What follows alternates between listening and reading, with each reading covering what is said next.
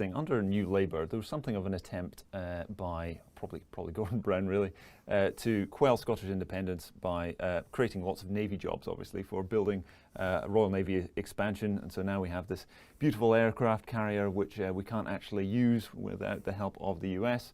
We've got American US Navy Marine pilots on it, with US Marine Corps F-35s on it.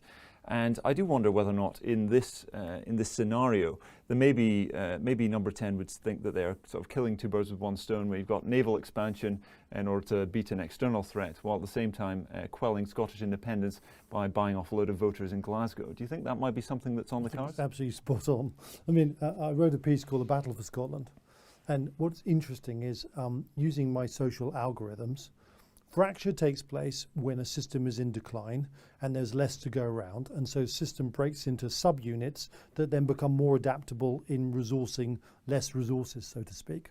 So America, for example, is polarizing into two polarizing entities, which is very typical of decline, because one thinks they have the answer and the other thinks they have the answer, but it's an adaptation dynamic.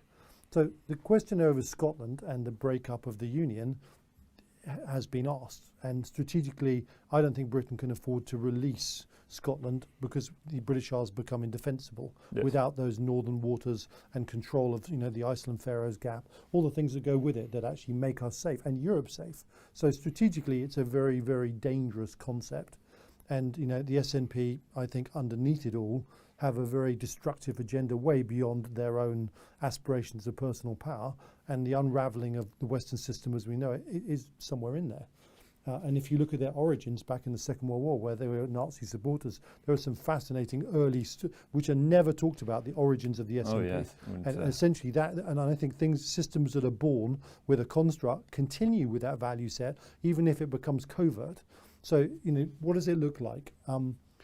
The difficulty you've got is that they are hell-bent on separation, despite impoverishing the Scottish people in the process. It's just not economically viable. So the argument isn't around the economy, it's an emotional process. Yes. And they think that they are replicating Brexit by leaving Europe. We left Europe because we were expansive and Europe was contractive, and therefore we would unconsciously be more successful breaking away. If Scotland breaks away from Britain, it would implode. And there are only two options. The EU, which is not going to fund them with their debt dynamic, or the Chinese, or the Russians, because strategically it disables Europe. That's the greatest threat.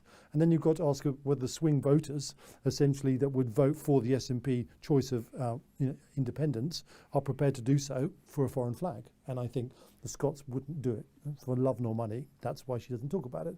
You have to ask why the Chinese consulate is the biggest in Europe, in Scotland, inverted commas. Not discussed, but should be discussed. So I agree with you about the idea that it would help the electorate, but the trouble is the SNP is sort of a dangerous entity that doesn't seek the security of the United Kingdom. And so the more you put into their hands, and suddenly they manage to do something which, because Westminster makes a mistake, makes us vulnerable. So there's a balance between it. But I would argue the energy is for the union to continue, because when something expands, it agglomerates smaller units around it, and I cannot see a small unit like Scotland breaking away from Britain as it becomes relatively more successful. And the vaccine story is really the epitomization of that energy. They benefited from a larger system that was expansive and successful. On that note, 'cause I do agree broadly with what you say there, but just for example, to play devil's advocate, as the SNP doesn't, not overtly at least, have foreign policy ambitions, could it not be that the SNP would, in the event of an independence vote and it voting to leave, could it not be that they would simply lease all of the strategic assets like Faslane and the Air Force That would bases? be the logical process, and in return we fund a country which is bankrupt. Yeah. And that is the hope in that circumstance. I've just long since come in contact with destructive energies, and they're always more destructive than you imagine, and they don't follow logical paths that actually would suit both sides and be constructive. And the thing that drives the SNP is probably more destructive than is publicly perceived. So I would just, I think it's a dangerous process, and Westminster needs to manage it very carefully. But remember, the energies are on its side. So actually the risk is it mismanages it. And as we go on and we go through more economic trauma, and as the S&P is allowed more rope to go and show just economically how they mismanage their system, whether it's a comparison in the NHS, in the Scottish and English NHS, obviously it's a poor comparison, whether it's the way that the lockdown protocols have been enacted, there are more and more examples building of mismanagement in government. And the longer that can happen, the more obvious it is. I do wonder,